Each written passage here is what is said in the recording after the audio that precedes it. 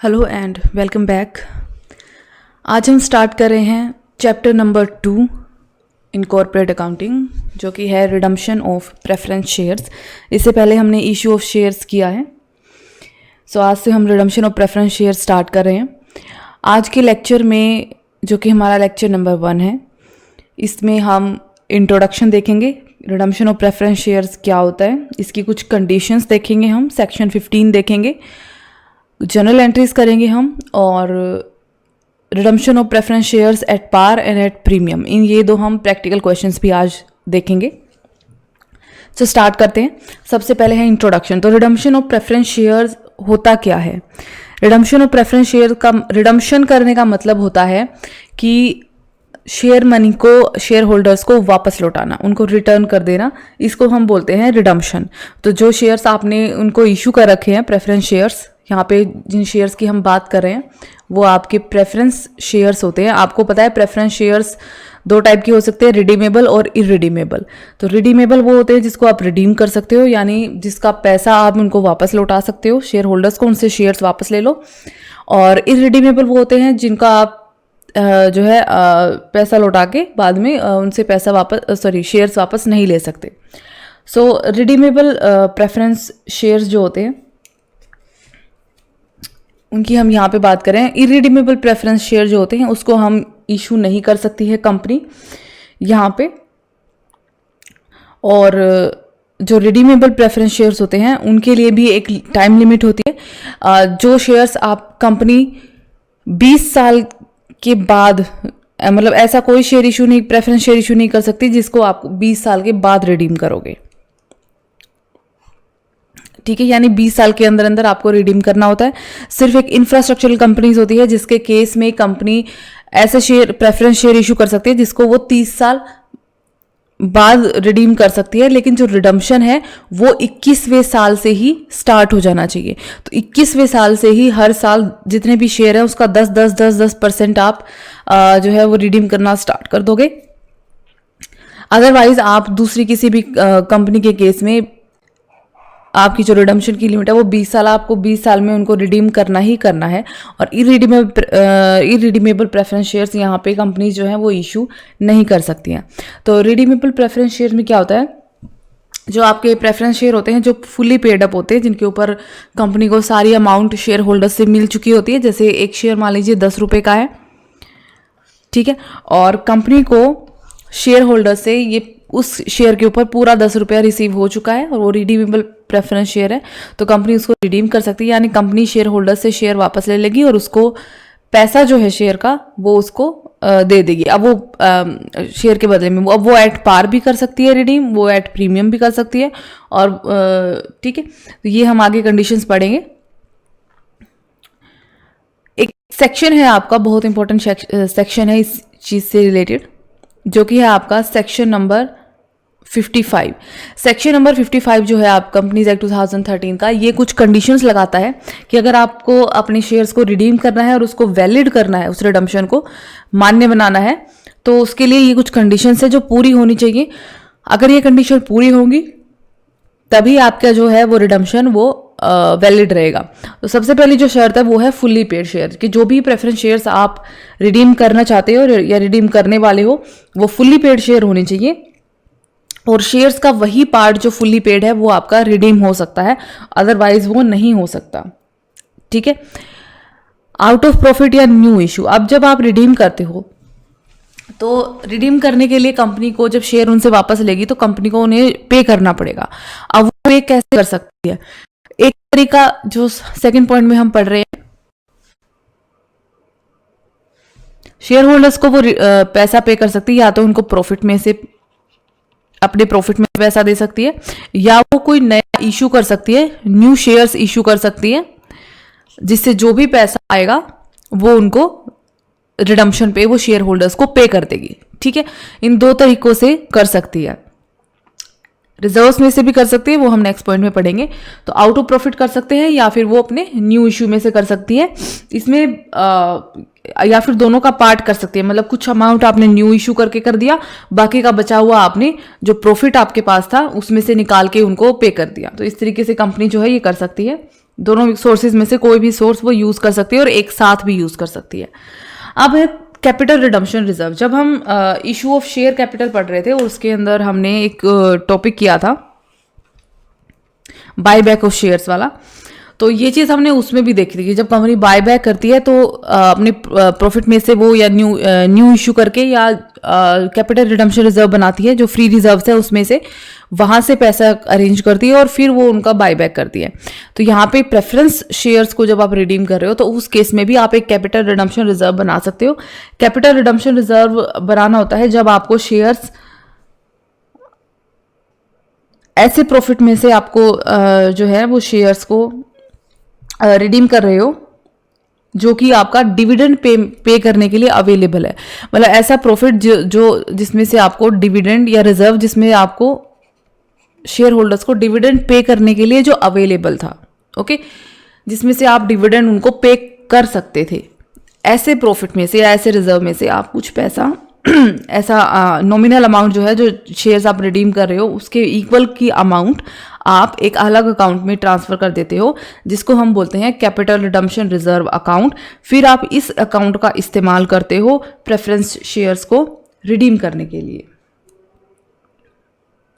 इसका इस्तेमाल हम क्यों करते हैं, हम ये अकाउंट क्यों बनाते हैं, क्योंकि ये इसलिए होता है ताकि जो प्रॉफिट्स हैं ये किसी और पर्पस के लिए यूज ना हो जाए, ठीक है, जैसे डिबेंचर के रिडम्पशन के लिए या डिविडेंड डिक्लेयर के लिए। तो आप ये पैसा, जितना भी पैसा आपको रिडम्पशन के लिए चाहिए उसकी उन शेयर्स की नॉमिनल अमाउंट के बराबर पैसा आप कैपिटल रिडम्पशन रिजर्व अकाउंट में ट्रांसफर कर देते हो ताकि ये पैसा कहीं और आप इस्तेमाल ना कर लो और ये पैसा स्पेसिफिकली आप इन प्रेफरेंस शेयर्स को रिडीम करने के लिए ही यूज करो। तो उसके लिए आप अलग से ही निकाल के पहले से रख लेते हो। जैसे वैसे भी आपके पास पैसा होता है तो आप उसको अलग अलग बाइफरकेट कर लेते हो कि ट्यूशन फीस के लिए इतना पैसा आपने अलग से निकाल के रख दिया ताकि ये कहीं और इस्तेमाल ना हो, वो उसी चीज के लिए फिर आप उसमें से पैसा लेते हो, ठीक है। हालांकि जो कैपिटल रिडम्पशन रिजर्व अकाउंट होता है उसका पैसा कंपनी जो है वो fully paid bonus share issue करने के लिए भी कर सकती है, लेकिन इस वक्त हम प्रेफरेंस शेयर्स की रिडम्पशन के बारे में पढ़ रहे हैं। तो यहाँ पे जो कैपिटल रिडम्पशन रिजर्व अकाउंट हम बनाएंगे इसमें हम नॉमिनल अकाउंट के बराबर पैसा डालेंगे उन शेयर्स की जिसको आप रिडीम कर रहे हो। प्रेफरेंस शेयर्स की बात हो रही है, ध्यान रखना। तो जब भी हम यहाँ पे शेयर्स बोलेंगे तो उसका मतलब होगा प्रेफरेंस शेयर्स, ना कि इक्विटी शेयर्स। अब कुछ आपके प्रॉफिट्स, आपके जितने भी प्रॉफिट होते हैं या तो आपका वो आप उनको डिविडेंड के तौर पे शेयर होल्डर्स को बांट देते हो या आप उनको किसी रिजर्व में ट्रांसफर कर देते हो, ठीक है, या आप उनको प्रॉफिट नेट प्रॉफिट जो आप दिखाते हो आप उसको शेयर कैपिटल में आप उनको ऐड कर देते हो। तो प्रॉफिट जो होता है ये आपका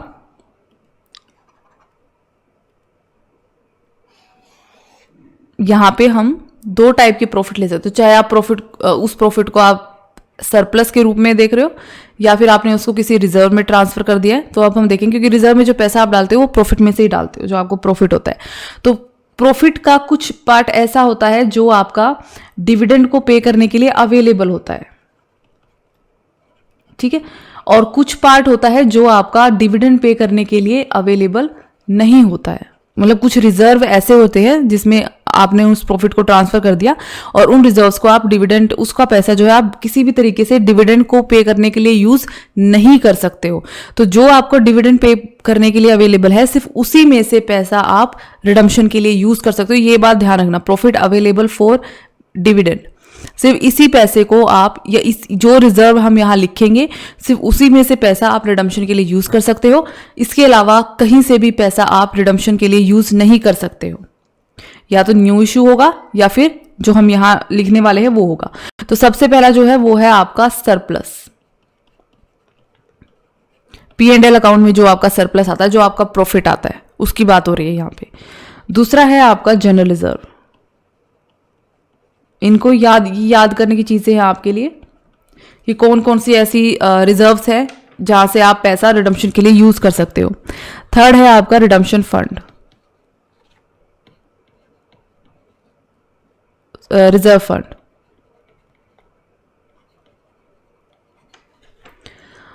फोर्थ है dividend equalisation fund.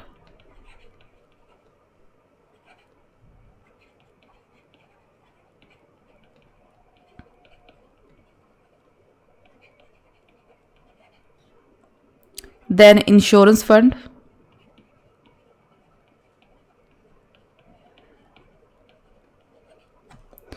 Then workmen's compensation fund.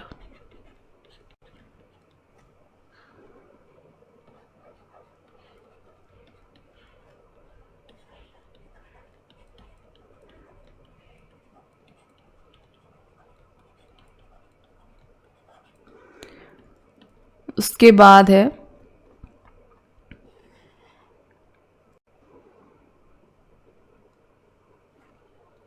वर्कमैन्स accident fund.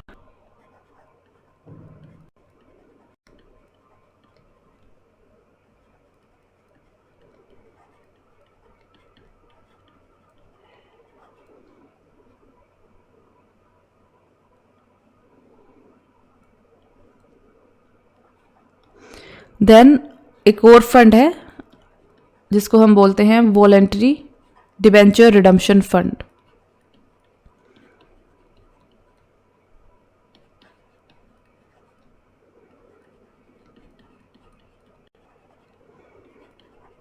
सिर्फ यही वो फंड हैं, यही वो रिजर्व्स हैं या आपका प्रॉफिट एंड लॉस का सरप्लस जिसको आप प्रेफरेंस शेयर्स की रिडम्पशन की प्रोसेस में यूज कर सकते हो। कुछ प्रॉफिट ऐसे होते हैं आपके जो आपको डिविडेंड पे करने के लिए अवेलेबल नहीं होते हैं और इनमें से आप पैसा रिडम्पशन के लिए भी यूज नहीं कर सकते हो, जिसमें से सबसे पहला है आपका सिक्योरिटीज प्रीमियम अकाउंट।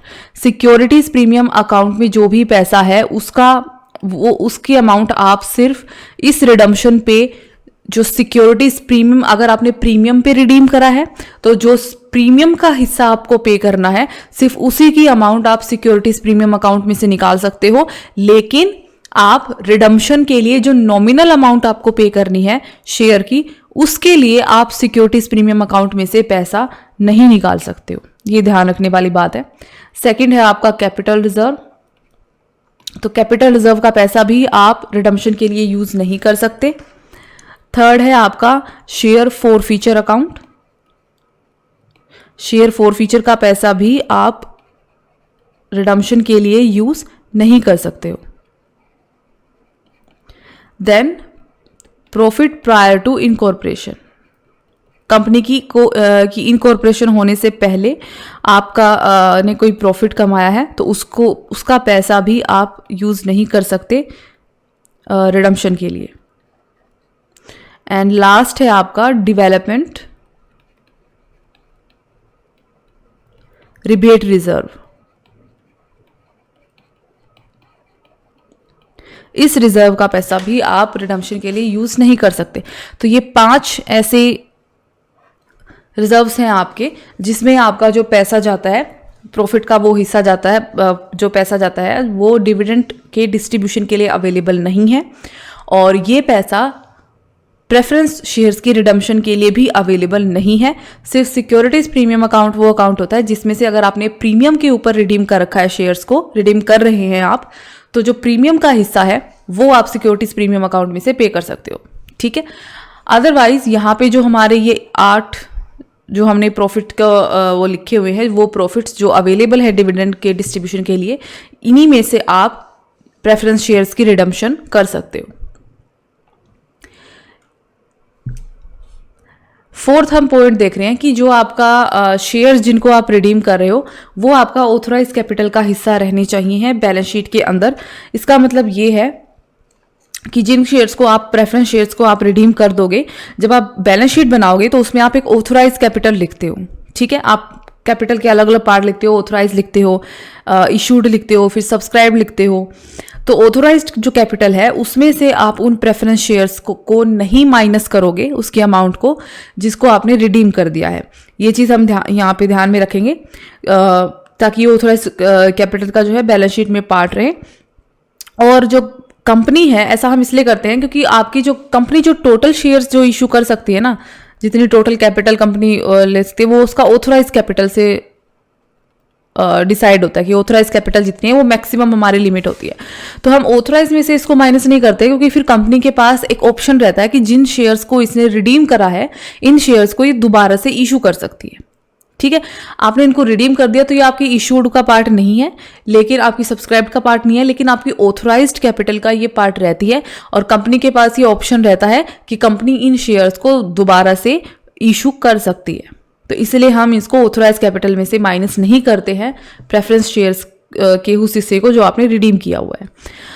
फिर उसके बाद है कि अगर मान लीजिए आप नए शेयर इशू करते हैं, रिडम्पशन, आपको प्रेफरेंस शेयर्स को रिडीम करना है, उसके लिए आपको पैसा चाहिए, वो पैसा आप अरेंज करते हो नए शेयर्स को इशू करके। तो जो नए शेयर आप इशू करते हो, इससे जो आपके पास पैसा आता है, इसको हम कैपिटल में इंक्रीज के तौर पे नहीं दिखाते हैं, ठीक है। तो आप इसको इंक्रीज के तौर पे नहीं दिखाओगे जिसका पैसा आप पर्टिकुलरली उस रिडम्पशन के लिए यूज कर रहे हो।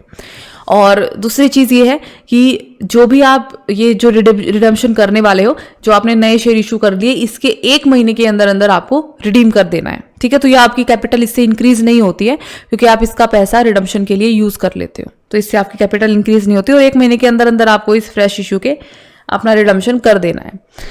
7th पॉइंट है आपका कि अगर आप प्रीमियम पे करते हो तो सबसे पहले आप जो प्रीमियम है, अच्छा है अगर आपके पास सिक्योरिटीज प्रीमियम अकाउंट का पैसा आपके पास अवेलेबल है, तो आप वो प्रीमियम का, सिर्फ प्रीमियम का पार्ट जो है वो सिक्योरिटीज प्रीमियम अकाउंट में से निकालो। और अगर फिर भी मान लीजिए सिक्योरिटीज प्रीमियम अकाउंट में इनफ पैसा नहीं बचता है आपके पास, तो आप बैलेंस को जो है प्रॉफिट्स में से, इन प्रॉफिट्स में से आप दे सकते हो, ओके। लेकिन अगर सिक्योरिटीज प्रीमियम अकाउंट में पैसा है तो रिडम्पशन पे जो प्रीमियम का पार्ट जो आप पे कर रहे हो, अगर प्रीमियम पे रिडम्पशन है तो उसको आप इस अकाउंट में से दोगे। नेक्स्ट है आपका कि रिडम्पशन के पास जो है, कंपनी को इस रिडम्पशन की जो इन्फॉर्मेशन है वो रजिस्ट्रार ऑफ कंपनीज के पास 30 दिन के अंदर अंदर भेजनी होती है कि हमने ये रिडम्पशन की है, इतने शेयर्स की रिडम्पशन की है, वगैरह वगैरह, उसके बारे में सारी इन्फॉर्मेशन। लास्ट पॉइंट है आपका, जो आप जो रिडम्पशन कर रहे हो, अब आप शेयर इशू करके जो पैसा अरेंज करते हो उससे आप रिडम्पशन कर सकते हो, लेकिन आप डिबेंचर्स को इशू करके पैसा अरेंज करके प्रेफरेंस शेयर्स को रिडीम नहीं कर सकते हो, ठीक है। ये सारी कुछ लीगल रिस्ट्रिक्शंस होती हैं और ये सारी की सारी जो है माननी होती है कंपनी को। जब ये सारी कंडीशंस पूरी होंगी तभी आपका जो रिडम्पशन होता है वो क्या कहते हैं उसको, मान्य होता है, आपका लीगली वैलिड होता है। अच्छा, अब क्यों ये रिस्ट्रिक्शन जो है वो लगाई जाती है रिडम्पशन के ऊपर? एक चीज़ तो ये होती है कि आपके जो क्रेडिटर्स होते हैं, क्रेडिटर्स जिनको आपको पैसा देना है, ठीक है, आपके जो लेनदार होते हैं, अब इन लेनदार, कंपनी का एक चीज़ होती है, जब भी कंपनी मान लीजिए कंपनी वाइंड अप हो रही है, बंद हो रही है, तो जो वो पैसा लौटाती है ना, तो वो अपनी आउटसाइड लाइबिलिटीज़ पहले पूरी करती है, अपने क्रेडिटर्स को पहले पैसा देती है। तो क्योंकि इन क्रेडिटर्स को आपसे पैसा लेना होता है, इन्होंने आपको मान लीजिए इन्वेस्ट कर रखा है या कुछ भी है, तो इनका जो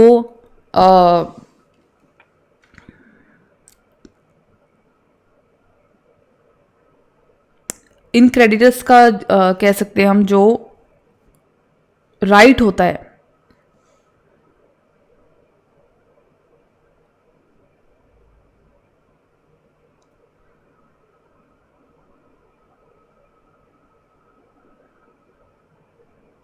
उसको, या इनका जो इंटरेस्ट होता है उसको प्रोटेक्ट करने के लिए ये काम किया जाता है, इनको प्रोटेक्शन देने के लिए। क्योंकि अगर मान लीजिए कंपनी जो है फ्रेश इशू करके जो है इन शेयर्स को रिडीम कर रही है, प्रेफरेंस शेयर्स को फ्रेश इशू से वो पैसा ले रही है, तो उस केस में क्या होता है कि जो क्रेडिटर्स के लिए जो एसेट अवेलेबल है, जो आपके पास, जो कंपनी के पास एसेट अवेलेबल है, उसमें से कोई भी पैसा आप कंपनी का नहीं जाता है, तो इनका जो इंटरेस्ट है वो सेफ रहता है, कि मतलब सेफ रहता है इन द सेंस कि इनको आप इनका पैसा चुका दोगे। मतलब ऐसा नहीं है कि आप अपने शेयर्स को रिडीम करने के लिए कंपनी से वहां से पैसा निकाल के उनको दे रहे हो, अपनी एसेट बेच के पैसा उनको दे रहे हो, या और आप डिबेंचर इशू कर रहे हो और ज़्यादा पैसा बाहर से उठा रहे हो, फिर आपकी लाइबिलिटी और बढ़ रही है, तो क्रेडिटर्स को खतरा हो जाएगा कि मतलब उनका पैसा आप चुका भी पाओगे या नहीं। लेकिन मान लीजिए आप फ्रेश इशू करके कर रहे हो, सिर्फ शेयर्स इशू करके कर रहे हो, ठीक है, और जो एसेट है कंपनी की उसको हाथ नहीं लगा रहे हो, तो उस एसेट के बदले आपने लोन भी ले रखा होगा, तो उन एसेट को हाथ नहीं नहीं लगा रहे, तो एक तरह से क्रेडिटर्स को जो है, आपके जो लेनदार है उनको एक सिक्योरिटी रहती है, ठीक है, कि उनका पैसा उनको वापस मिल जाएगा, उसको कोई वो नहीं होगी, खतरा नहीं है।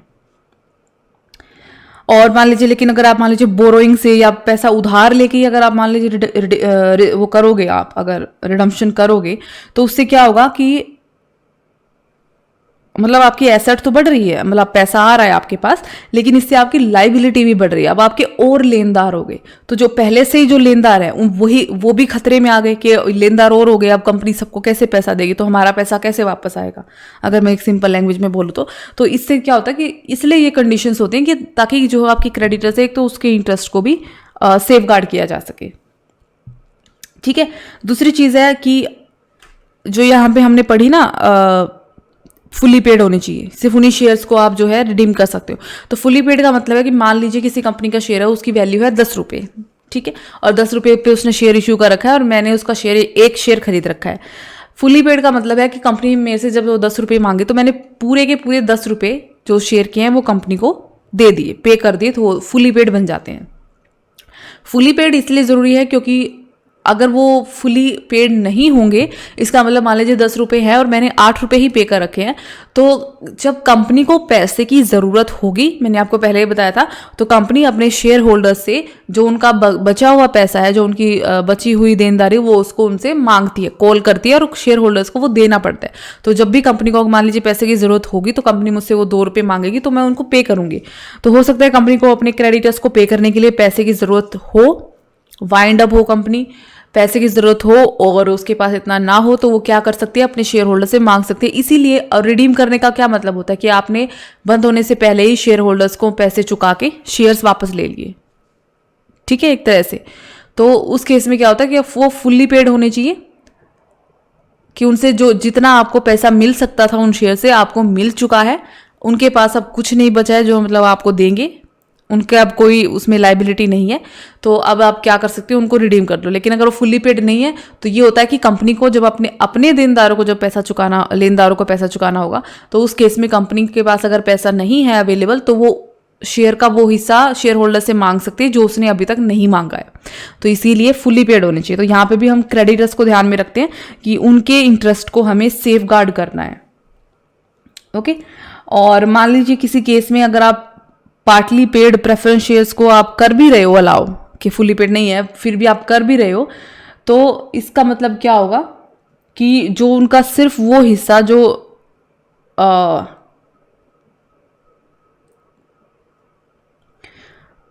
आप उनको जो है जितना हिस्सा उन्होंने पे कर रखा है आप उसी को रिडीम करोगे, और जो पैसा आपने उनसे नहीं मांगा था वो आपको कभी नहीं मिल सकता। तो इसीलिए क्या करते हैं, हम फुल्ली पेड की कंडीशन लगाते हैं कि वो शेयर फुल्ली पेड ही होना चाहिए। भाई जितना अगर 10 रुपये बनता है तो 10 रुपये सामने वाले ने दे दिया हो हमको, अगर 8 रुपये ही दिया होगा और आपने उसको रिडीम कर दिया, पैसा उसको लौटा दिया, ठीक है, शेयर ले लिया, तो फिर जो वो 2 रुपये है वो कंपनी को कभी नहीं मिलेंगे, ठीक है।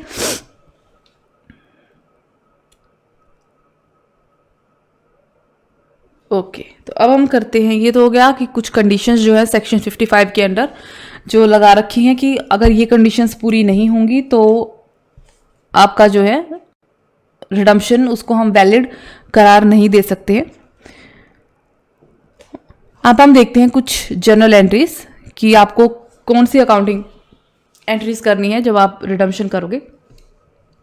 सबसे पहले तो जो स्टेप बाय स्टेप हम पढ़ रहे हैं, तो सबसे पहला जो स्टेप है कि आपको प्रेफरेंस शेयर्स को रिडीम करना है और आप उसके लिए नए शेयर इशू कर रहे हो, ठीक है, और इस नए शेयर से जो पैसा आपके पास आएगा इशू करके उसको आप रिडम्पशन के लिए यूज़ करोगे। तो अगर आप नए शेयर एट पार इशू करते हो तो सिंपल एंट्री आपकी bank account debit to share application allotment, share application allotment to share capital. तो नए शेयर इशू करने की एंट्री तो सेम ही रहेगी, उसमें कोई डिफरेंस नहीं है। प्रीमियम पे अगर आप कर रहे हो तो इस तरीके से हो जाएगी आपकी, ठीक है। तो न्यू शेयर इशू की एंट्री में कोई भी डिफरेंट चीज़ नहीं है। लेकिन मान लीजिए आप प्रेफरेंस शेयर रिडीम कर रहे हो, आप ये तो है अगर आपने प्रेफरेंस शेयर मान लीजिए एट पार रिडीम किए हैं, ठीक है। अब जो रिडम्पशन है उसकी बात हो रही है। रिडम्पशन आप अगर प्रीमियम पे करते हो, कि मान लीजिए 10 रुपये का प्रेफरेंस शेयर था, आप उसको रिडीम 12 रुपये पे कर रहे हो, यानी उनको 12 रुपये आप पे करोगे और उनसे शेयर लोगे, शेयर के बदले उनको 12 रुपये आप लौटा रहे हो शेयर होल्डर्स को।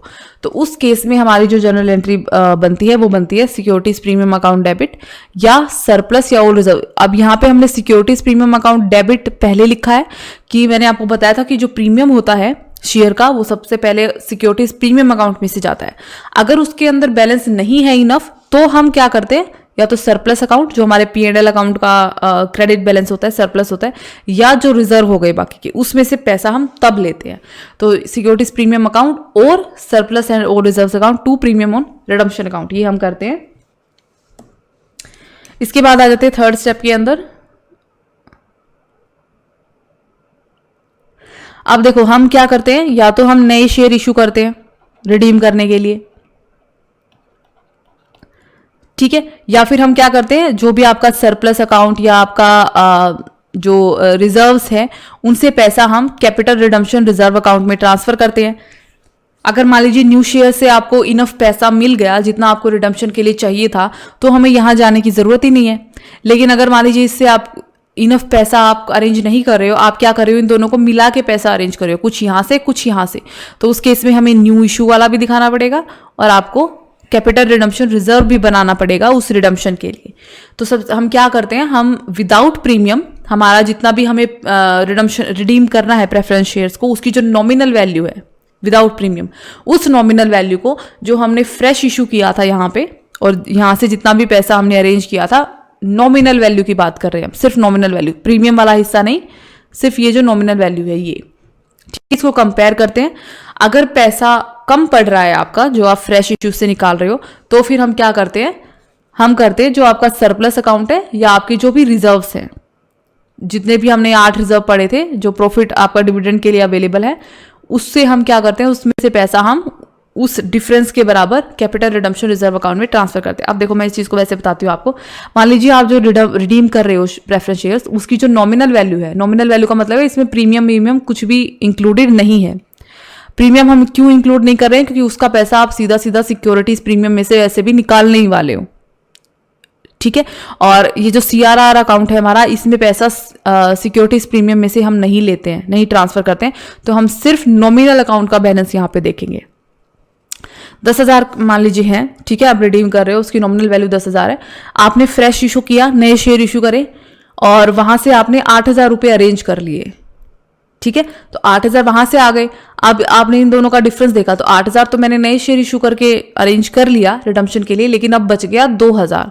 तो आप इस 2,000 को कैसे अरेंज कर सकते हो, आपके पास P&L अकाउंट का सरप्लस बैलेंस बचा है, आपके पास वो रिजर्व्स हैं जो हमने 8 यहाँ पे पढ़े थे लिस्ट में, इनमें से पैसा आप क्या करोगे, ये जो 2,000 रुपये बच गए ये आप कैपिटल रिडम्पशन रिजर्व अकाउंट में ट्रांसफर करोगे। फिर इस पैसे को आप यूज करोगे रिडम्पशन के लिए, फ्रेश इशू वाले को भी और इसको भी, दोनों को मिला के, ठीक है। प्रीमियम हम यहां नहीं लेते क्योंकि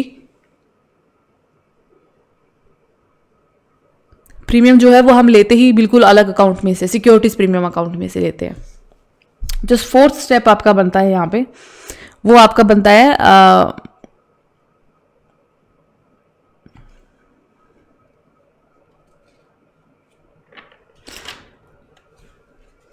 for total amount due to preference shares on redemption, जो आप इसका रिडीम करोगे, मतलब आप यहाँ पे दिखाओगे कि शेयर होल्डर्स को कितना आप रिडीम करें, उनको कितना आपको पे करना है। तो redeemable preference share capital account, और अगर प्रीमियम भी है उसके साथ तो प्रीमियम की आप अलग से दिखाओगे। तो यहाँ पे आपकी जाएगी नॉमिनल वैल्यू, यहाँ जाएगी आपकी जो प्रीमियम उसके साथ आप पे कर रहे हो उसकी वैल्यू, और उसको आप redeemable preference share holders account में ट्रांसफर कर दोगे और फिर आप इसकी पेमेंट कर दोगे redeemable preference share holders account debit to bank account, ठीक है।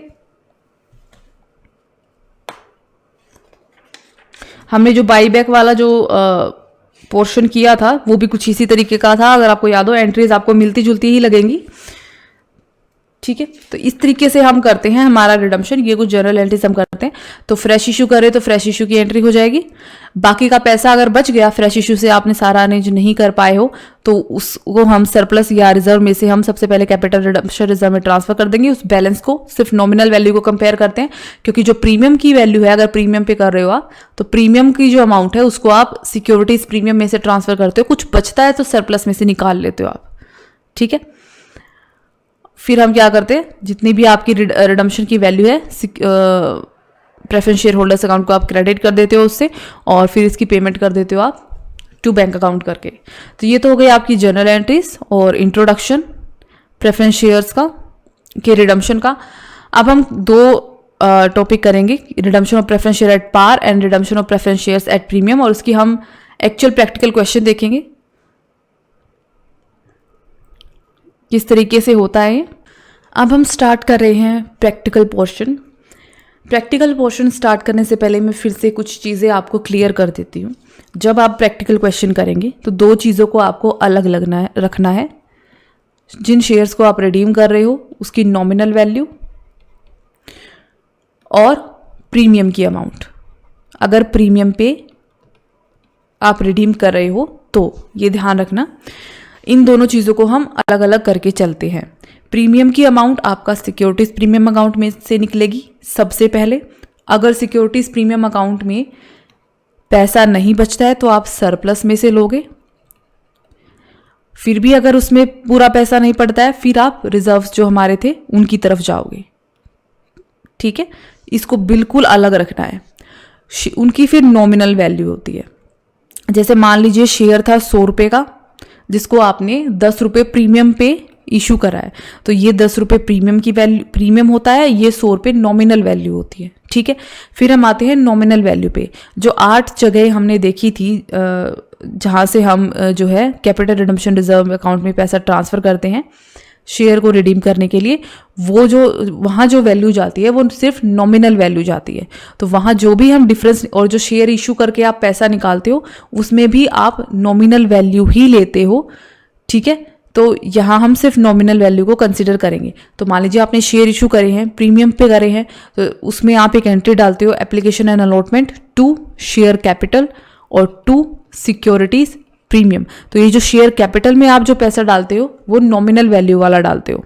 ठीक है, तो आप ये जब भी आप को ये देखना है कि आपको कैपिटल रिडम्पशन रिजर्व में कितना पैसा ट्रांसफर करना है, तो हम ये देखते हैं कि ये जो नॉमिनल वैल्यू हमारी आई है शेयर कैपिटल अकाउंट में जो पैसा गया है वो, और जितना पैसा आपको रिडम्पशन के लिए चाहिए, ये सिर्फ नॉमिनल वैल्यू वाला पार्ट, इनमें कितना डिफरेंस है। अगर इनमें डिफरेंस आ रहा है, ये कम है शेयर इशू करके जो नॉमिनल वैल्यू वाला जो हिस्सा है शेयर कैपिटल वाला, तो फिर हम कैपिटल रिडम्पशन रिजर्व में सबसे पहले सरप्लस में से, और फिर अगर पैसा फिर भी बचता है तो रिजर्व्स में से उसमें ट्रांसफ़र करते हैं। ठीक है, अब ये जो सरप्लस होता है इसका मतलब ये होता है जब आप प्रॉफिट एंड लॉस अकाउंट बनाते हो तो उसमें आपका एक तो नेट प्रॉफिट निकलता है, आपका एक नेट लॉस निकलता है। सरप्लस का मतलब होता है P&L अकाउंट का क्रेडिट बैलेंस, तो वो पॉजिटिव में होता है, प्लस में, यानी वो प्रॉफिट है। और अगर आपका सरप्लस अकाउंट का डेबिट बैलेंस आता है तो उसका मतलब होता है वो लॉस है। ये चीज़ ध्यान रखना। ठीक है, तो अगर सरप्लस यहाँ पे मान लीजिए प्रॉफिट एंड लॉस अकाउंट इसका क्रेडिट बैलेंस ज़्यादा, ये क्रेडिट साइड ज़्यादा आ रही है, तो ये सरप्लस अकाउंट का आपका सरप्लस का आपका क्रेडिट बैलेंस होता है। इसका मतलब होगा डेबिट बैलेंस कम है, यानी इनकम आपके एक्सपेंसेस से ज़्यादा है, तो आपको ये क्रेडिट बैलेंस होता है आपका। ठीक है, जो कि आपका प्रॉफिट होता है। तो ये आपको चीज़ ध्यान में रखनी है। और यहाँ पे हम जो वर्ड यूज़ करते हैं वो करते हैं सरप्लस, प्रॉफिट की जगह पे। तो सरप्लस का अगर क्रेडिट बैलेंस है तो मतलब प्रॉफिट है, और सरप्लस का अगर डेबिट बैलेंस है तो वो लॉस है। ठीक, और आपको बस क्वेश्चन में ये ध्यान रखना है कि आप किस तरीके से रिडीम कर रहे हो, और प्रीमियम का पैसा आपको कहाँ से लाने के लिए बोला जा रहा है। क्या आपको ये कहा गया है कि प्रीमियम अकाउंट है पहले से और उसमें पैसा मौजूद है, या आपके पास प्रीमियम अकाउंट नहीं है, सिक्योरिटीज प्रीमियम की बात कर रही हूँ मैं, और फिर आप प्रीमियम का पैसा कहाँ से लोगे। तो क्वेश्चन को ध्यान से पढ़ना है, बाकी इसके अंदर आपको देखेंगे कि बिल्कुल ही ईजी आपको ये लगेगा। ठीक है, तो सबसे पहले हम इलस्ट्रेशन नंबर 1 कर रहे हैं। ए लिमिटेड है जिसको 10,000 रिडीमेबल प्रेफरेंस शेयर अपने रिडीम करने हैं, 100 रुपये का रिडीम करना है, एट पार रिडीम करना है। तो ये 100 तो है उसकी नॉमिनल वैल्यू, और क्योंकि आप एट पार अब उसको रिडीम कर रहे हो, इट मीन्स कोई प्रीमियम नहीं है। इसके लिए कंपनी ने क्या किया, 80,000 इक्विटी शेयर इशू करे हैं 10 रुपए के 5% प्रीमियम पे। अब ये जो 5% प्रीमियम है ये तो चला जाएगा आपका सिक्योरिटीज प्रीमियम अकाउंट में। ठीक है, और ये जो 10 रुपए है ये नॉमिनल वैल्यू है। तो क्योंकि हम रिडीम प्रीमियम पे नहीं कर रहे हैं तो इस सिक्योरिटीज प्रीमियम अकाउंट के बैलेंस की हमें ज़रूरत नहीं पड़ेगी। ठीक है, रिडीम करने के लिए। इसके लिए अब आपको क्या करना है, फॉर द बैलेंस, जो बाकी का पैसा बच गया उसके लिए आप सरप्लस अकाउंट को यूज करोगे। तो आपको बोल दिया बाकी का पैसा सरप्लस अकाउंट से निकालेंगे क्योंकि उसमें सफिशिएंट बैलेंस है, काफी उसमें पैसा पड़ा हुआ है। अब ध्यान से अब देखो, टोटल जो शेयर आपको रिडीम करने हैं वो है 10,000 और एक शेयर की वैल्यू, नॉमिनल वैल्यू है 100। तो ये यहां पे आपका बन गया 10 लाख रुपए। इतना पैसा आपको चाहिए रिडम्पशन के लिए, ये नॉमिनल वैल्यू, ठीक है। इतना पैसा आपको रिडम्पशन के लिए चाहिए। कहां से ले रहे हो? दो चीजें कर रहे हो। एक तो आप कर रहे हो शेयर इशू, तो आपने 80,000 के शेयर इशू करे हैं जिसकी नॉमिनल वैल्यू है 10 रुपए, ठीक है। तो ये 8 लाख तो यहां से आ गए। अब ये करे तो है आपने प्रीमियम पे इशू, जब आपके पास पैसा आएगा कंपनी के पास इशू करने से तो प्लस प्रीमियम, विद प्रीमियम आएगा। लेकिन मैंने आपको पहले ही बताया कि ये प्रीमियम जो होगा ना उसको आप अलग, यहाँ पे जब आप रिडम्पशन की बात करोगे उस प्रीमियम को बिल्कुल अलग छोड़ के चलो, क्योंकि वो प्रीमियम का पैसा हम सिर्फ प्रीमियम पे करने के लिए यूज कर सकते हैं, या हम सिर्फ नॉमिनल वैल्यू की बात करने की उसकी कीमत कितनी है एक्चुअल, ठीक है। तो हम यहाँ पे सिर्फ ये 8 लाख ही ले सकते हैं। तो 10 लाख आपको टोटल चाहिए थी, जिसमें से 8 लाख आपको शेयर इशू करके मिल गई। तो बाकी की जो 2 लाख है वो आप कहां से लोगे? सरप्लस अकाउंट से लोगे, और इस सरप्लस अकाउंट के बैलेंस को आप कैपिटल रिडम्पशन रिजर्व अकाउंट में ट्रांसफर करोगे, ठीक है। तो ये चीज पहले से ही अपने दिमाग में क्लियर करके चलो, नॉमिनल वैल्यू कौन सी है, कौन सी आपको शेयर इशू करके लेनी है, उसमें से लेनी है प्रोसीड में से, या फिर आपको सरप्लस में से लेनी है, और कौन सी आपका प्रीमियम का हिस्सा है। तो अभी हम करते हैं सबसे पहले, क्योंकि आपने शेयर इशू करे हैं तो इशू की एंट्री डालेंगे हम, जो कि आपकी वैसे ही होगी जैसे हम अभी तक नॉर्मली हम इशू की एंट्री करते हैं।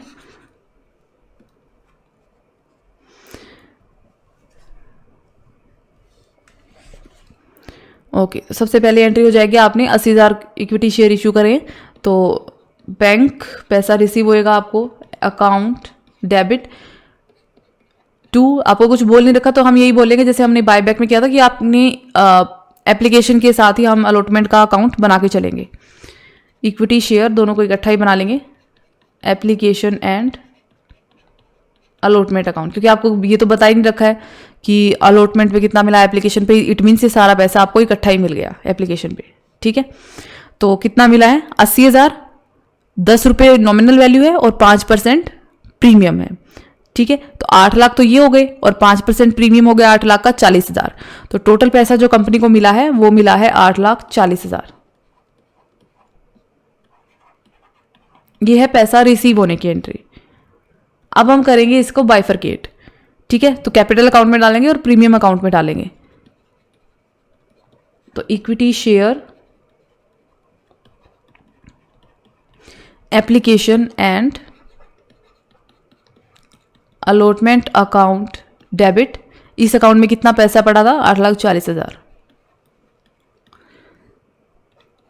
टू, सबसे पहले कैपिटल अकाउंट में डालेंगे हम nominal value, equity share allotment account, sorry equity share capital account,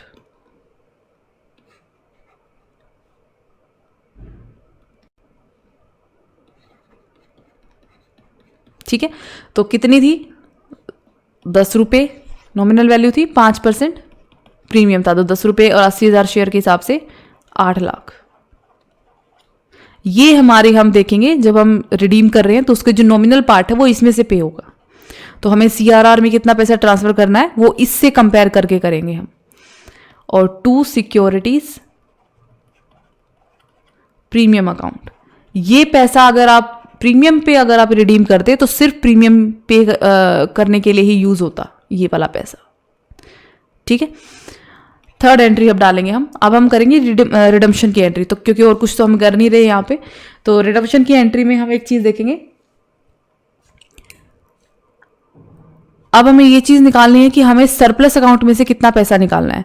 तो 8 लाख तो हमारे यहाँ आ गए नए शेयर इशू करके, टोटल 10 लाख चाहिए था आपको, नॉमिनल वैल्यू की बात कर रही हूँ मैं, ठीक है। तो 8 यहाँ से आ गए, यानी बाकी का जो 2 लाख है वो आप सरप्लस अकाउंट में से ट्रांसफर कर रहे हो, क्योंकि क्वेश्चन में आपको बोला हुआ है सरप्लस अकाउंट में इनफ पैसा पड़ा हुआ है।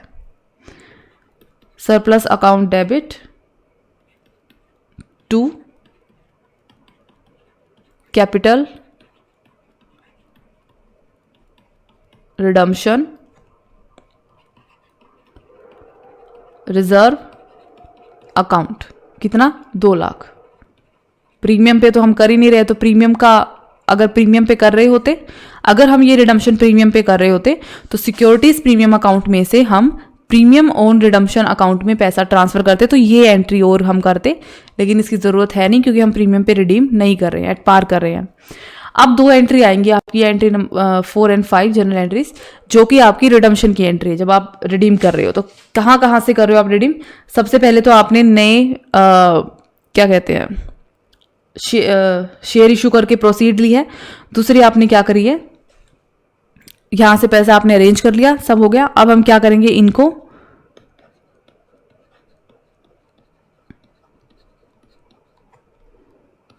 रिडीमेबल प्रेफरेंस शेयर, इसको हमें शेयर होल्डर्स अकाउंट में को क्रेडिट करना है इस अमाउंट से।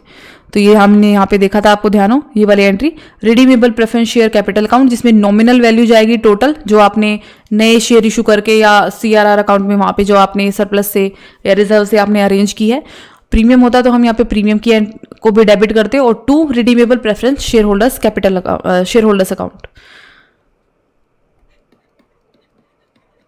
तो हम यहाँ पे प्रेफरेंस शेयर होल्डर्स अकाउंट को क्रेडिट करेंगे इस अमाउंट से।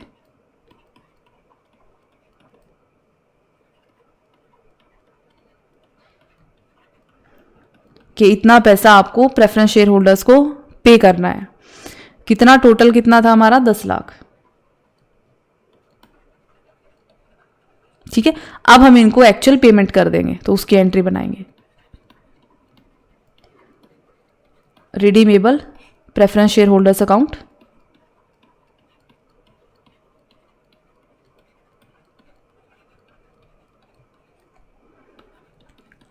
डेबिट कितना पे करना है, 10 lakh, to bank account 10 lakh. Okay, तो इस तरीके से हम करते हैं रिडम्पशन की एंट्री। सबसे पहले आपको ये निकालना है कि नॉमिनल वैल्यू कितनी है जो आप रिडीम कर रहे हो उनकी, और प्रीमियम कितना है। ठीक है, फिर आपको ये देखना है कि जो नॉमिनल वैल्यू है उसमें से नया इशू शेयर इशू करके कितना पैसा अरेंज हो गया, सरप्लस अकाउंट में से आपको या रिजर्व्स में से आपको कितना पैसा और अरेंज करना पड़ेगा, जिसको आप कैपिटल रिडम्पशन रिजर्व अकाउंट में ट्रांसफर करोगे। फिर आप उसकी एक्चुअल पेमेंट की एंट्री दिखाओगे। 2 ही एंट्री बनती है उसके बाद। अब हम देखते हैं सेकेंड इलस्ट्रेशन। तो सेकेंड इलस्ट्रेशन में आप क्या कर रहे हो, 5000 आपके रिडीमेबल प्रेफरेंस शेयर्स थे 100 रुपए के, जिसको आप प्रीमियम पे, अब हम यहाँ पे क्या करते हैं, उसको रिडीम कर रहे हैं। ठीक है,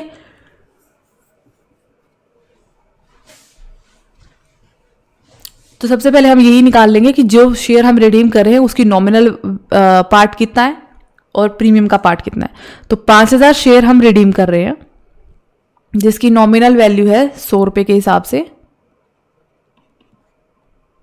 5 lakh.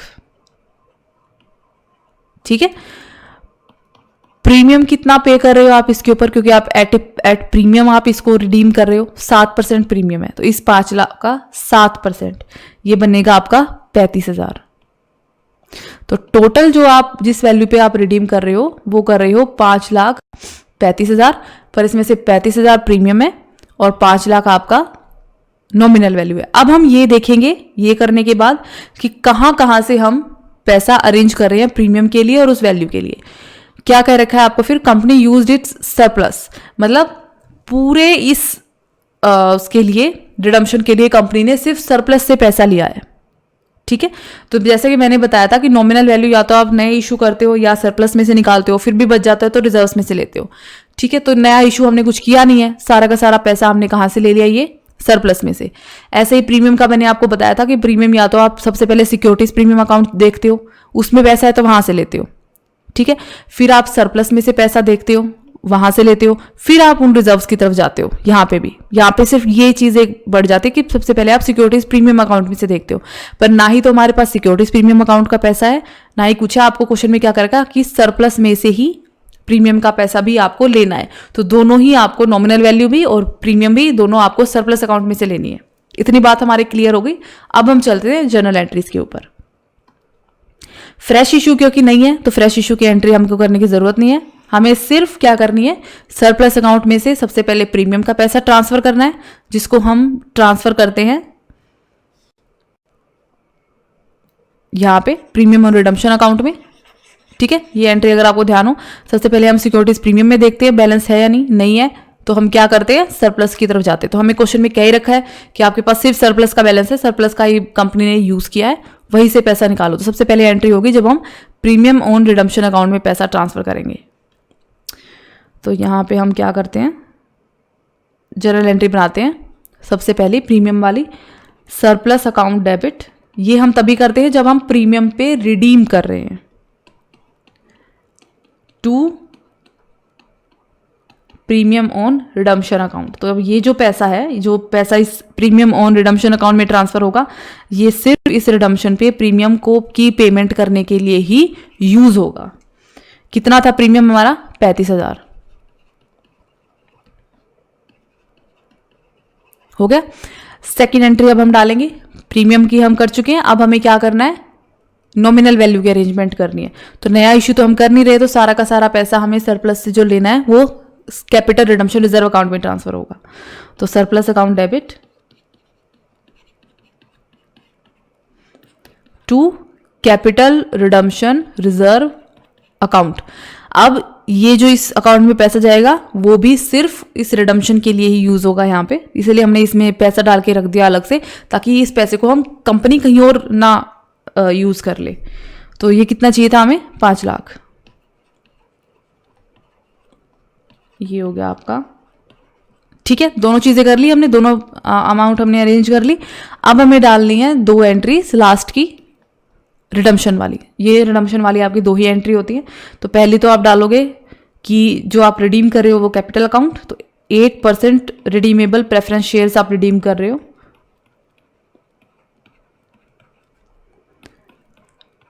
Preference share capital account. तो इस कैपिटल अकाउंट है, इसमें जाएगी नॉमिनल वैल्यू कितनी है, 5 lakh.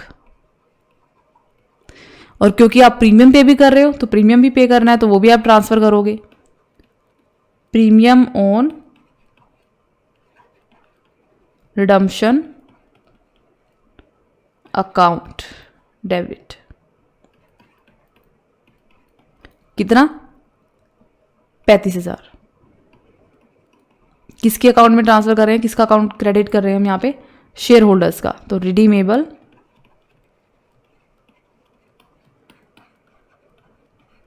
Preference share holders account. Total कितना अमाउंट आपको इनको पे करना है अब, 5,35,000, जिसमें से 5 लाख नॉमिनल वैल्यू है शेयर्स की और 35,000 प्रीमियम है। अब हम कर देंगे एक्चुअल पेमेंट। तो redeemable preference share holders account debit, कितनी पेमेंट करनी है आपको, 5,35,000 टू बैंक अकाउंट।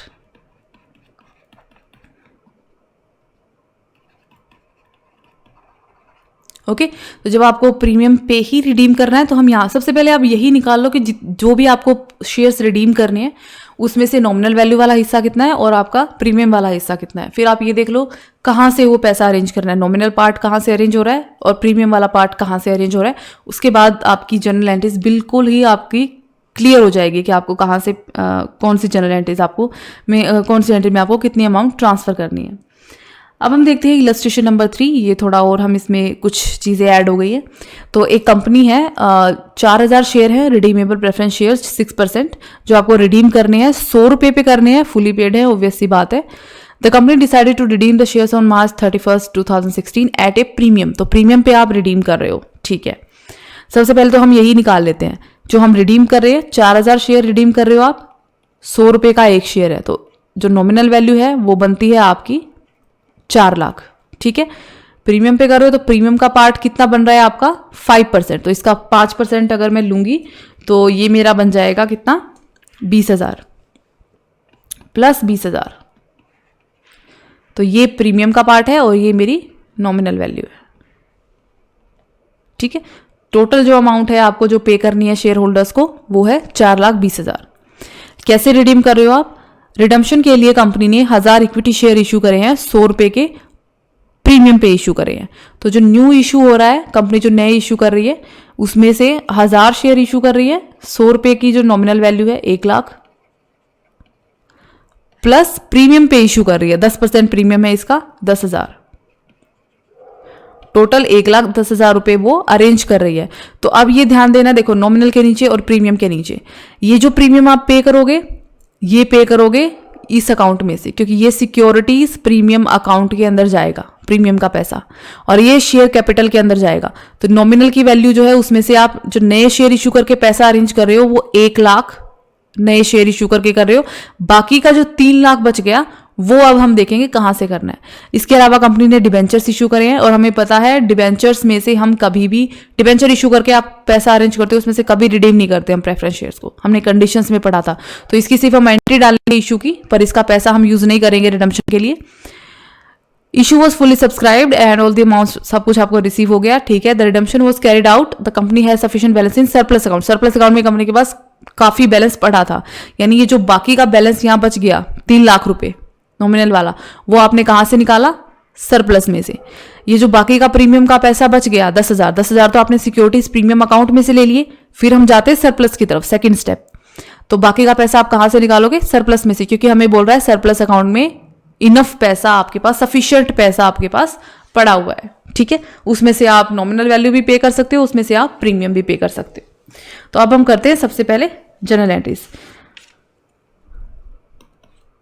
सबसे पहली एंट्री होगी आपकी नए शेयर को आप इशू कर रहे हो उसकी। सो बैंक अकाउंट डेबिट, ये चीज आप हमेशा शुरू में ही क्लियर करके चलो, ये वाली चीज नॉमिनल और प्रीमियम वाली चीज, बिल्कुल सब कुछ फिर इजी हो जाएगा। 2 equity share application and allotment account. तो हमने क्या निकाला था, कितने शेयर आप इशू कर रहे हो? 1000, 100 रुपए की नॉमिनल वैल्यू है प्लस 10% प्रीमियम। तो टोटल जो आपको पैसा मिलेगा वो मिलेगा 1,10,000।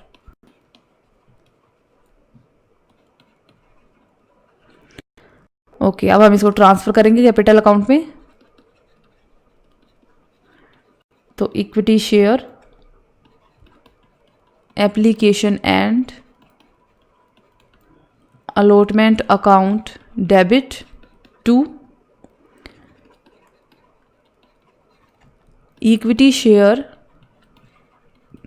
Capital account to securities premium account.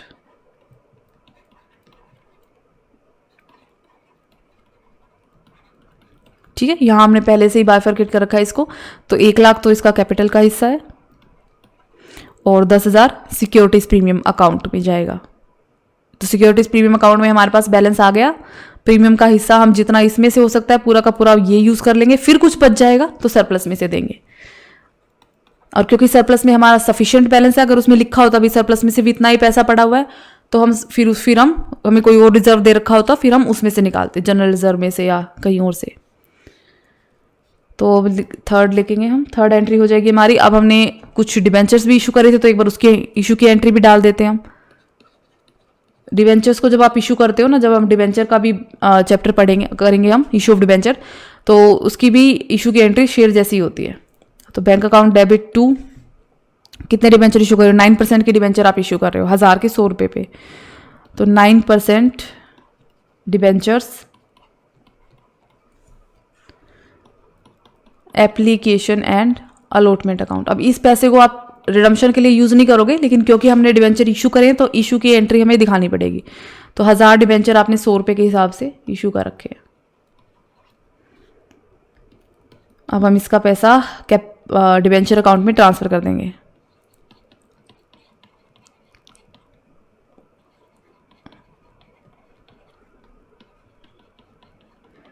And allotment account debit to 9% debentures account. वहाँ हम शेयर कैपिटल में ट्रांसफ़र करते हैं और यहाँ हम करते हैं डिबेंचर्स अकाउंट में ट्रांसफ़र। तो ये एक आपका थोड़ा सा इंट्रोडक्शन सा हो गया कि कैसे आपको डिबेंचर्स में जब एंट्री करोगे तो क्या लिखना होता है। अब हम आ जाते हैं वापस अपने रिडम्पशन के ऊपर। ठीक है, सबसे पहले हमें क्या करना है, सबसे पहले हम रिडम्पशन की जब एंट्री स्टार्ट होती है सबसे पहले हम प्रीमियम को ही डील करते हैं। तो प्रीमियम हमारा टोटल हमें प्रीमियम चाहिए 20,000, जिसमें से 10,000 सिक्योरिटीज प्रीमियम अकाउंट में है, बाकी का में। तो हम सबसे पहले प्रीमियम और रिडम्पशन अकाउंट में पैसा ट्रांसफर करेंगे। तो सिक्योरिटीज प्रीमियम अकाउंट से हम ट्रांसफर करेंगे 10,000 रुपये, बाकी का हम ट्रांसफर करेंगे सरप्लस अकाउंट से 10,000 रुपये। किस अकाउंट में? Premium on redemption account.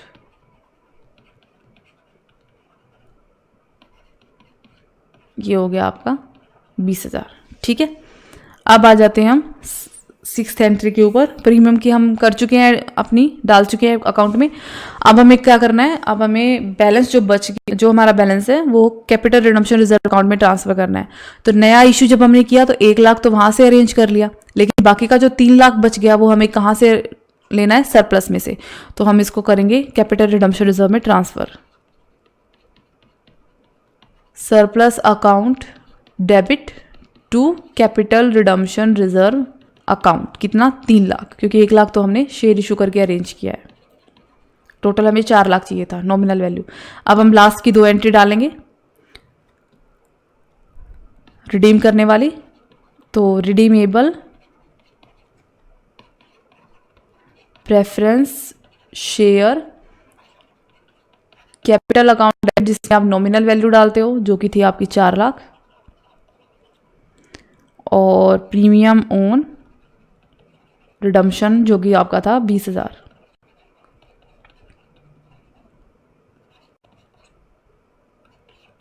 ये है आपका 20,000 टू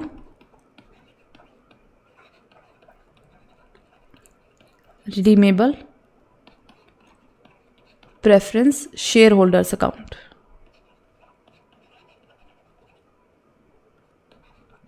₹4,20,000 की आपकी टोटल पेमेंट थी। और एक लास्ट एंट्री कर देंगे हम एक्चुअल पेमेंट की। तो redeemable preference share holders account debit to bank account, 4,20,000। ठीक है, और क्योंकि आपको क्वेश्चन में डेट दे रखी है यहाँ पे कि आप 31 मार्च को कर रही हो चीज़, तो आप यहाँ पे बस 31 मार्च डेट यहाँ पे डाल दोगे हर एंट्री के साथ। तो ये हो गया आपका 3rd इलस्ट्रेशन, जिसमें हमने देखा कि आप प्रीमियम पे ही रिडीम कर रहे हो, प्रीमियम पे ही इशू भी कर रहे हो। ठीक है, और सरप्लस में से भी आप पैसा निकाल रहे हो। तो हम क्या करते हैं, 4th इलस्ट्रेशन में आपको ये कुछ 3 आपको दे रखे हैं केसेस, और हर केस में आपको अलग तरीके से रिडीम करने के लिए बोला गया है। तो ये 3 ये आप खुद ट्राई करोगे, खुद से ट्राई करके देखना कि हर केस में आप किस तरीके की एंट्री करोगे। हम आ जाते हैं अब 5th इलस्ट्रेशन के ऊपर। लास्ट इलस्ट्रेशन है ये हमारा आज का। तो यहाँ हमें क्या बता रहा है, सबसे पहले अपना देख लेते हैं क्या क्या हमें दे रखा है। ठीक है, देश बंधु लिमिटेड की आपको बैलेंस शीट दे रखी है 31 मार्च 2015 की। शेयर कैपिटल में ऑथराइज दे रखी है, इशूड दे रखी है। प्रेफरेंस है आपकी ये 60,000 शेयर हैं प्रेफरेंस शेयर्स, और 20 रुपये फुल्ली पेड है, 20 रुपये इसकी नॉमिनल वैल्यू है। इन्वेस्टमेंट आपको दे रखी है, 3,50,000 की इन्वेस्टमेंट थी आपकी। सरप्लस अकाउंट में 7 लाख रुपए आपके रखे हुए हैं। क्या डिसाइड किया कंपनी ने, रिडीम करने हैं उसको प्रेफरेंस शेयर प्रीमियम पे। कितने करने ये नहीं पता, इसका मतलब सारे रिडीम करने हैं। कब रिडीम करने हैं? 31 मार्च 2015 को। आगे क्या डिसाइड हुआ है, इन्वेस्टमेंट उन्होंने सेल कर दी 3 लाख पे। रिडम्पशन का जो पार्ट है, कुछ पार्ट आपको जो है कंपनी के फंड में से अरेंज करना है, जिसमें क्या है आपको 2 लाख रुपए सरप्लस अकाउंट में छोड़ने हैं। यानी 2 लाख सरप्लस अकाउंट में 2 लाख रुपए छोड़ दो, बाकी पैसा आप सारा इस्तेमाल कर लो रिडम्पशन में। इशू बाकी का जो पैसा बच गया वो आपको कहाँ से लेना है, sufficient number of equity share कितने करने हैं ये नहीं कह रखा, पर जितने की जरूरत हो उतने आप कर देना इक्विटी शेयर इशू, 2 रुपए प्रीमियम पे। ठीक है, सबसे पहले तो यही निकालते हैं हम कि हमें रिडम्पशन पे कितने पैसे की जरूरत पड़ेगी। तो 60,000 हमारे प्रेफरेंस शेयर हैं जो हमें रिडीम करने हैं, 20 रुपये उसकी नॉमिनल वैल्यू है। तो ये तो हो गया आपका कितना, 12 लाख। तो नॉमिनल के नाम के तो हमारे हो गए 12 लाख, इतने रुपए हमें चाहिए। तो चाहे न्यू इशू करके लो, चाहे आप सरप्लस में से ट्रांसफर करो, 12 लाख रुपए चाहिए आपको। प्लस क्योंकि हम प्रीमियम पे रिडीम कर रहे हैं तो प्रीमियम कितना चाहिए हमें, 5%। इसका 5% हम निकालेंगे तो वो हो जाएगा 60,000। यानी सिक्योरिटीज प्रीमियम अकाउंट से, क्योंकि हम प्रीमियम पे शेयर्स को इशू करेंगे तो सिक्योरिटी प्रीमियम अकाउंट में हमारे पास पैसा आएगा, तो सिक्योरिटीज प्रीमियम अकाउंट से। और जो भी अगर मान लीजिए बच गया पैसा, कम पैसा आया मान लीजिए सिक्योरिटीज प्रीमियम के नाम का, तो वो फिर हमें सरप्लस में से देना पड़ेगा। ठीक है, ये तो हो गया हमारा क्लियर कि हमें रिडम्पशन पे टोटल पैसा कितना चाहिए, 12,60,000।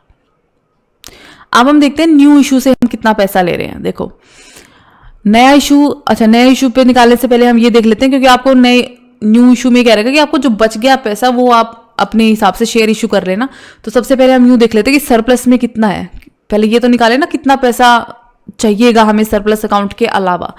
तो सरप्लस अकाउंट में हमारे पास 7 लाख रुपए रखे हुए थे, ठीक है, जिसमें से उसने बोल दिया भाई आप 2 लाख रुपए को तो टच ही मत करना, बाकी का जो बच जाए उसको आप रिडम्पशन के लिए यूज कर लेना। तो बच गए 5 लाख रुपए। ठीक है, अब ऊपर से देखो तो मतलब एक तरह से देखो तो आपको कि 5 लाख रुपए हम इस्तेमाल कर लेंगे, तो 12 चाहिए थे, 5 हमारे सरप्लस में आ गए और बाकी के बच गए 7 लाख। तो ये जो 7 लाख बच गए इसके बराबर के हम शेयर इशू कर लेंगे। ठीक है, बट अब ध्यान से देखना, सरप्लस का क्या मतलब होता है, प्रॉफिट। सरप्लस में आपका बैलेंस दिया हुआ है, सरप्लस अकाउंट का क्रेडिट बैलेंस दे रखा है, ये प्रॉफिट है आपका। इन्वेस्टमेंट थी आपकी 3,50,000 की, इसको आपने सेल किया है 3 लाख पे। 3 लाख की आपके पास एसेट, 3,50,000 की एसेट थी जिसको आपने 3 लाख में सेल कर दिया, 50,000 के लॉस पे सेल किया है। तो ये जो 50,000 का लॉस हुआ है आपका, ये अगर प्रॉफिट है आपका, तो अगर इसमें से लॉस हो रहा है तो आप उसको क्या करोगे, आपको इसमें से माइनस करना पड़ेगा loss on sale of asset. तो 50,000 ये आपका लॉस इसमें से माइनस हो गया। अब कितना बच गया, 4,50,000। इस 4,50,000 को अब आप सरप्लस अकाउंट में से निकाल सकते हो। ठीक है, बैलेंस आपको सरप्लस अकाउंट का दे रखा है 7 लाख, जिसमें आपको बोल दिया 2 लाख को तो हाथ ही मत लगाना, बाकी का जो बच जाएगा उसको आप अपने रिडम्पशन के लिए ले लेना। तो हमने 2 लाख छोड़ दिए, बच गए 5 लाख। अब बोल रहा है कि इन्वेस्टमेंट थी 3.5 लाख की आपकी कंपनी की और आपने उसकी इन्वेस्टमेंट को 3 लाख पे बेच रखा है, यानी 50,000 के नुकसान पे बेच रखा है। तो सरप्लस का मतलब ही क्या होता है, प्रॉफिट। ठीक है, तो अगर 50,000 का नुकसान हो रहा है आपको,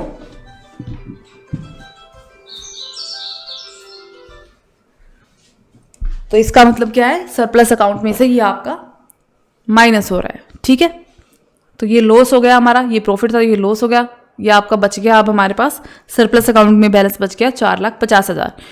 तो 12 लाख हमें चाहिए थे, 4,50,000 इसमें से हमारे अरेंज हो रहे हैं सरप्लस में से, बाकी का कितना बच गया, 7,50,000। अब ये 7,50,000 हमें कैसे निकालने हैं, इन्होंने बोला है कि आपको कंपनी को सफिशिएंट नंबर ऑफ शेयर्स, अपने इक्विटी शेयर आप इशू कर लेना, बस 2 रुपये प्रीमियम के उस पर होने चाहिए। ठीक है, 7,50,000 मुझे शेयर इशू करके चाहिए, तो मैं कैसे इशू कर सकती हूँ, देखो अगर मैं 75,000 शेयर 10 रुपये के हिसाब से इशू कर दूँ, ये नॉमिनल वैल्यू है, ये ध्यान रखना, ये प्रीमियम मिला के नहीं है, ये प्रीमियम के अलावा है, प्रीमियम तो इसके अलावा आपको लेना है। तो 7,50,000 तो नॉमिनल वैल्यू है। तो अगर मैं 75,000 शेयर 10 रुपये की वैल्यू के साथ इशू करूं तो मेरे 7,50,000 रुपये अरेंज हो जाएंगे, नॉमिनल वैल्यू। 2 रुपये आप इसके अलग से हैं प्रीमियम के।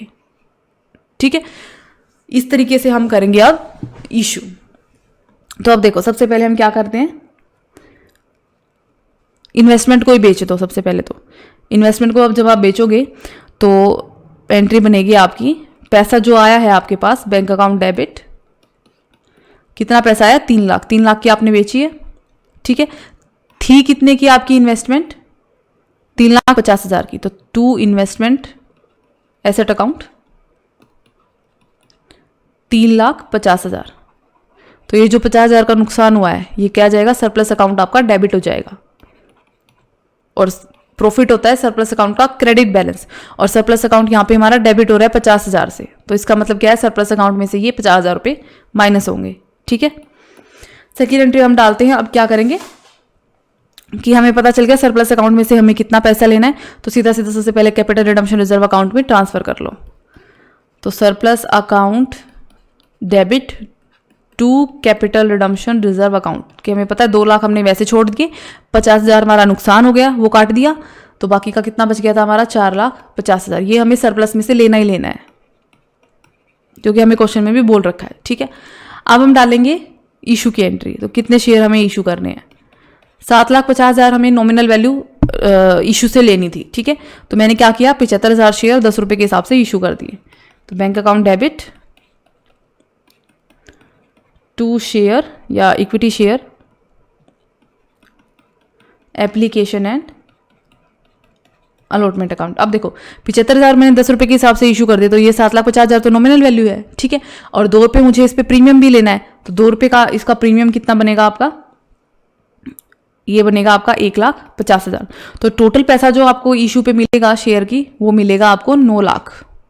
ये आपका टोटल आपको रिसीव होगा। ठीक है, तो यहाँ पे मेरे को जो पैसा मिल रहा है कंपनी को इशू करके, वो है 9 lakh.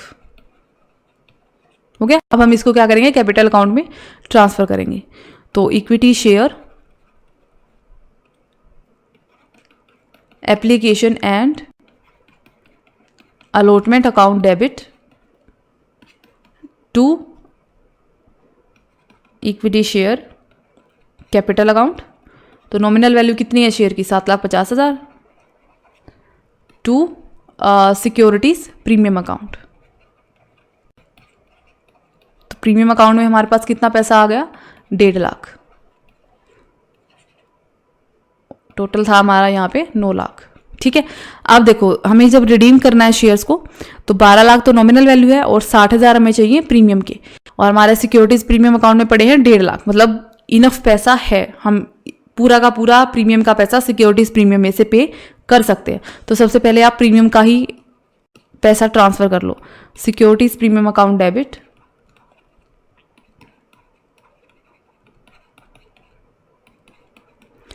To premium on redemption account.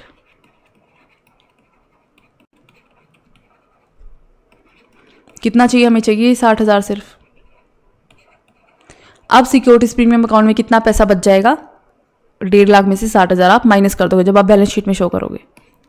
ठीक है, तो हमने प्रीमियम अकाउंट में ट्रांसफर कर लिया पैसा, हमने जितने के शेयर इशू करने थे वो हमने कर लिए, हमें जो सरप्लस अकाउंट में से बोला गया था हमने वो बैलेंस ले लिया। तो सारा पैसा हमारा अरेंज हो चुका है। तो अब हम क्या करेंगे, रिडम्पशन की एंट्री डाल देंगे। अब तो 12% शेयर है आपकी ये रिडीमेबल,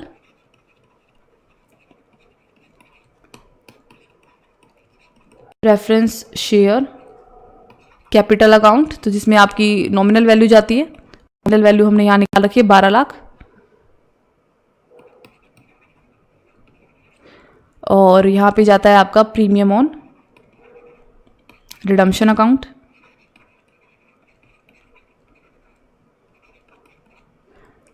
डेबिट जो कि है आपकी 60,000 to redeemable preference share holders account.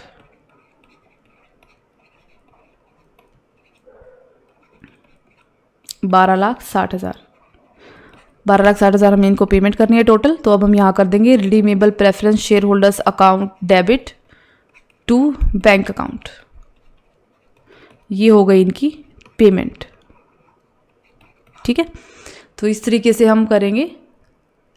फ़र्क क्या है इस क्वेश्चन में और बाकी क्वेश्चंस में, कि इसमें आपको ये नहीं बता रखा कि आपको कितने जो फ्रेश इशू आप कर रहे हो, नए शेयर इशू कर रहे हो, वो कितने कर रहे हो, वो आपको निकालना पड़ेगा। तो उसको निकालने का तरीका इन्होंने बता रखा है कि भाई सरप्लस अकाउंट में इतना बैलेंस पड़ा हुआ है, इसमें से 2 लाख तो आपको लेने नहीं है, 50,000 का ऐसे ऐसे इन्वेस्टमेंट पे आपको लॉस हो गया, बाकी का बचा जो पैसा है वो सारा आप सरप्लस में से निकाल लो। उसके अलावा कुछ पैसा अगर बच जाता है तो उसके लिए आप अपने इक्विटी शेयर को, अपने शेयर से इशू कर लेना। ठीक है, तो इसमें बस ये चीज़ डिफरेंस थी। ये तो हो गए आपके यहाँ तक के कुछ बेसिक क्वेश्चंस कि किस तरीके से आपको रिडम्पशन करनी है।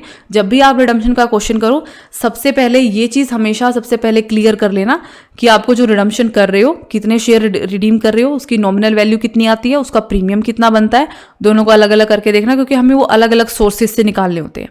जो नॉमिनल वैल्यू आती है, फिर आप देखना कि उसमें से नया शेयर इशू करके कितना पैसा मिल रहा है, नॉमिनल पार्ट वाले की बात कर रही हूँ मैं सिर्फ, और सरप्लस में से कितना निकालना है आपको, और सरप्लस में भी नहीं बचता है तो आगे रिजर्व में से बोल रखा होगा तो उसमें से कितना निकालना है। ठीक है, प्रीमियम वाला पार्ट है, उसमें सबसे पहले हम जाते हैं सिक्योरिटीज प्रीमियम अकाउंट की तरफ। तो चाहे सिक्योरिटीज प्रीमियम का आपको पहले से बैलेंस दे रखा हो, चाहे आपने जो नया शेयर इशू किया है उस पर सिक्योरिटीज प्रीमियम अकाउंट में बैलेंस आया हो, तो प्रीमियम का पैसा सबसे पहले उसमें से निकलेगा, फिर जो बच जाएगा वो निकलेगा सरप्लस में से, फिर भी कुछ बच गया तो रिजर्व में से निकलेगा। ठीक है, तो ये चीज़ें आप शुरू में ही इनको अलग से अपने नोट के अंदर, वर्किंग नोट में आप पहले से ही या रफ में अपना अलग अलग से मतलब निकाल के चलना, बाकी की सारी एंट्रीज आपकी बिल्कुल इजी हो जाएंगी। तो यहाँ तक हमारे हो गए कि जब आप प्रेफरेंस शेयर्स को रिडीम करते हो एट पार और एट प्रीमियम। अब हम मिलेंगे नेक्स्ट लेक्चर में।